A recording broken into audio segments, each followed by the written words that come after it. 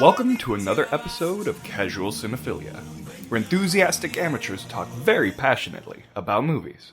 I'm Ian. I'm Lorian, and today we are talking about this year's The Lion King. 2019's The Lion King, which is another in the spree of the remakes of the Disney classics, though this is the second movie of the Renaissance that they're redoing. And it wasn't bad. I really enjoyed it was really like well a done. lot. Yeah. So I'm going to go into this saying my one gripe. Well, Good. I had a couple gripes, but I'm going to go into it saying the big gripe had nothing to do with the movie itself. After talking with Lorian, I am firmly in the camp that the theater that I saw it in had the audio, equalizations off. The high ends was very tinny, and it sounded like the people were in a soundstage because the audio just felt lo-fi. It sounded like a recording that hadn't been filtered yet.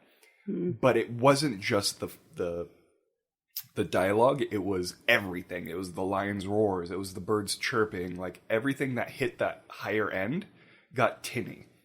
And from your description of it, you didn't get any of that. So I have a feeling it was my theater that I saw it in. But other than that, this movie was gorgeous. It was, yeah.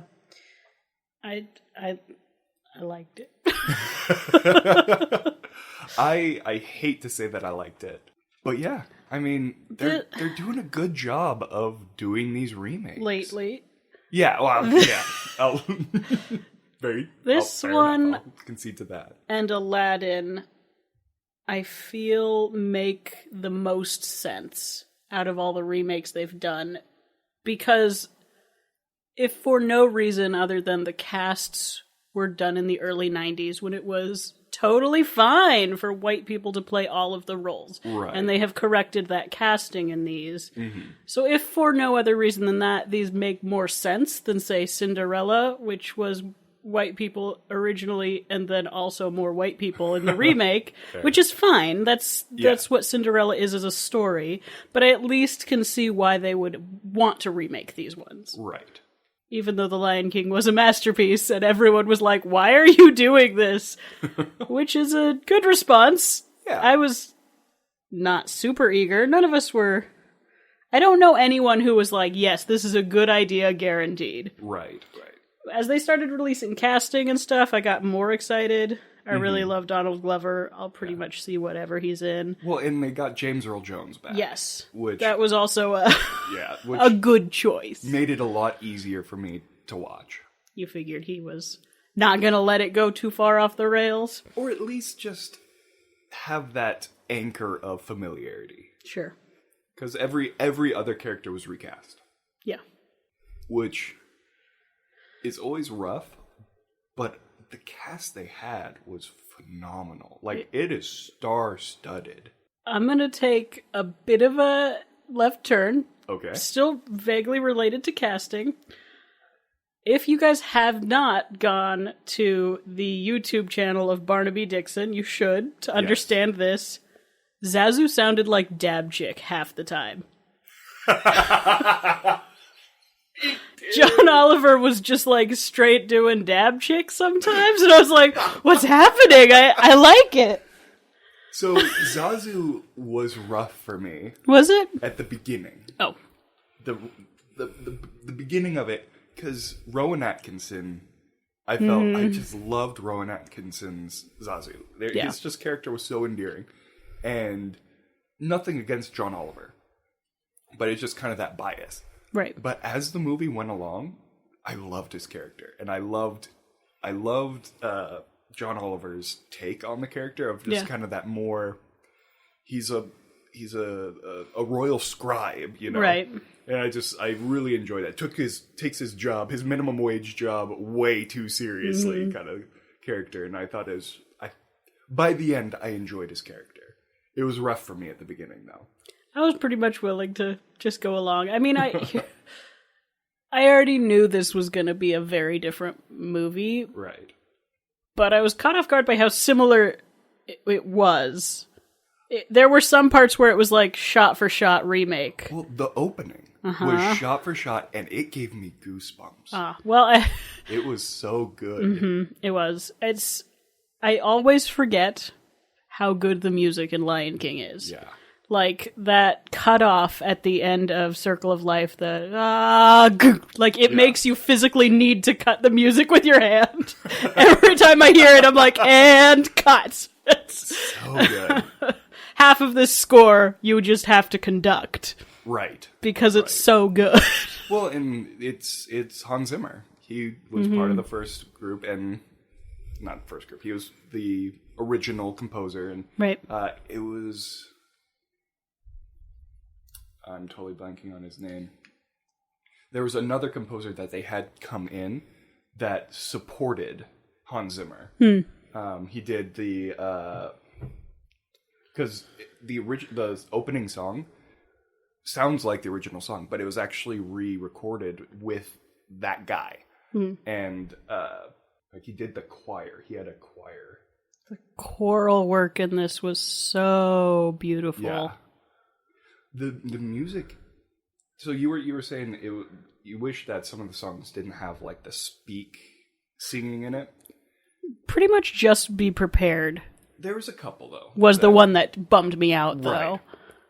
But most other songs in this, I mean, it was obvious they had professional voice actors and singers. Like, it was the same voice right through them both. I mean, it's what you get when you have Donald Glover and Beyonce voicing the leads. They are not getting replacement singers for those two. Yeah. They have, to Disney's credit, trended away from doing that in general these days, though. Mm-hmm. Even with their animated stuff, they're hiring people who can do both of the parts, which is great. Yeah. I support it. No, totally. And it makes it such a seamless viewing, because that is one thing with older Disney is it's two different people. Obvious, like as a kid you don't notice it, but in some of them, as you watch them as an adult, it's like that is literally a different voice, right, than the main character. But yeah, and even the not good singing it, like the Timon and Pumbaa, were good in this. Well, like, Billy Eichner's a trained Broadway singer. I know, but Seth Rogen's clearly a little tone deaf, but it was really charming. It was so charming. Because it made sense for the character. And it did make sense for Scar, but I just really love Be Prepared as a, big, broad sounding villain song. Right. And we did get that end note, the big note at the end, but but the rest of it was much more speak-singy. Which I was okay with. Yeah. Because that scene was very much a different scene. Yes, it was. It was much more a meeting in the shadows rather than a Nazi parade. Right. So it was no longer Nuremberg. It was no longer Nuremberg. Yeah. So I was okay with it. That being said, though, even though Chiwetel Ejiofor, am I saying that name? His name? Chiwetel doesn't sound right, but I don't know how to fix it. Let's find a thing. Someone will give us a thing. Right. Do you want to type pronounced? You have to go back up. Chiwetel Ejiofor. Chiwetel Ejiofor. It was just like any other Saturday for Chiwetel Ejiofor. I don't think that's right. No. Let's find a new one. Chiwetel Ejiofor. Chiwetel Ejiofor. There we go. Chiwetel Ejiofor. Chiwetel Ejiofor. Chiwetel Ejiofor. So it's pronounced Chiwetel Ejiofor. I thought he did great as Scar. Oh, me too. Like, I thought his character was very conniving and greasy and Scar evil. is like the most hardcore evil Disney villain out there. Really, though. I watched this movie so many times as a kid, and it turns out there's a lot that I just don't remember. I mean, I've seen it recently, but right. rewatching it in a new format, I was like, oh my god, this villain is so much more fucked up than Ursula. Yeah. Or Cinderella's stepmother. Or like all of the other villains. Yeah. You're like, wow, this guy's like straight up murdering children. Yeah, like a lot of Disney villains are very vaudevillian. Like, Right. Like, my evil plan, you know?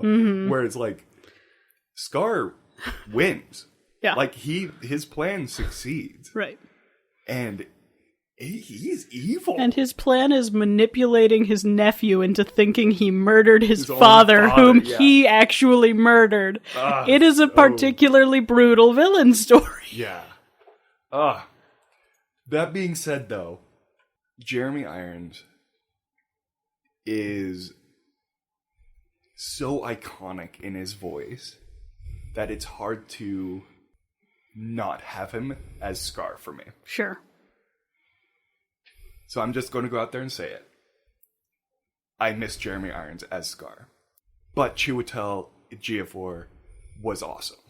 Like, his portrayal of the character, he did nothing to demean the character. He rocked that character. It was, yeah, they definitely took a more grounded approach, Right. which I think highlighted just how fucked up the character is.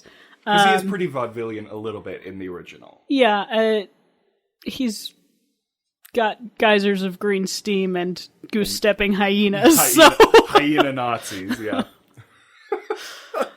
He did not in this one. Less The original steam and Lion Nazi. King- the original Lion King came out in a much more innocent time. Yeah. When we didn't realize some people might be dancing along with the choreography right here at home. Make hyenas great again. Oh, God. Oh, no. I said it. Oh, God. Okay. Anyway. This is about movies, not politics. But yeah, it was you're right. It was a much more grounded villain, which I totally agree. It made him scarier. He was a much scarier villain because of that. I did like the live bait distraction of the Beauty be and our the Beast. guest. Be our... I thought that was fun, yeah. Yeah. Since they went less vaudevillian, to borrow your phrase there, it wouldn't have been as appropriate to have the little Hawaiian what do you expect luau us to bit, do? but Dress and drag and do the did hula? miss that a little. That's one of the best moments in the original. What do you expect us to do? Dress and drag and do a hula? Yeah, that's a good cut. Yeah. That moment. Very good. From comedic line cut. to visual. But I did enjoy how they changed it. I just really enjoyed those two in this movie. Was not expecting to like them as much. No, me either. Seth Rogen, though, is very funny. He quickly wears on me in his movies. And I don't have much experience with Michael Eichner. Oh my god, his name is Billy Eichner. Why did I say Michael Eichner? Because you were thinking Eisner. Michael Eichner. Damn you, Disney. But no, Billy Eichner is incredible. You need to watch all of his stuff. The little that I've seen of his is phenomenal. Yeah. But I don't have much. Since we've not been roommates for a long time, Yes. it's my exposure to the fine arts has been limited. So It's tragic. very. But their chemistry was great. I loved them together. Like, they were great. And the addition of Simba to that was really good too. I loved the whole little, like, jungle troupe of creatures. Yeah. They had, I mean, they weren't named characters or major players, but they had little lines here and there thrown in, and it was like this They little would sing along. sassy with community of outsiders living along together. I love Or the like, a cappella, Lion Sleeps Tonight bit, Yeah. where they're just adding little creature. little creature noises, and they're all dancing, and their hoofs making I noise. enjoyed that. Yeah. I also liked the Ibeck or whatever it was. I was like, oh, thank God, it's not a real lion. I mean, you're a real lion. I'm but gonna you know go, what? yeah. I'm gonna go. Wait, Yeah. come back. Okay. Like,